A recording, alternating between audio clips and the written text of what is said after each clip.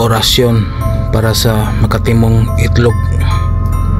Maaring dulot ng iritasyon, allergy, fungal infection o spiritual na dahilan gaya ng kulam o usog. Mahalagang tandaan na kung ang pangangati ay matagal na at may kasamang pamumula, pamamaga o sugat, mas mainam na kumonsulta rin sa doktor.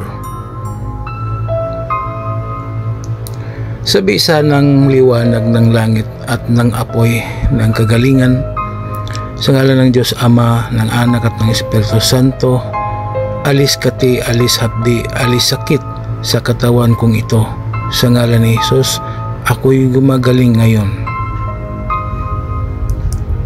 Bigkasin lamang ang mga orasyon na sumusunod ng 3 beses at iihip mo sa tubig na ihugas mo sa itlog mo. Sator aripo tinit opera rotas dium coleum espiritu, dium coleum espiritu, dium coleum espiritu. Amen.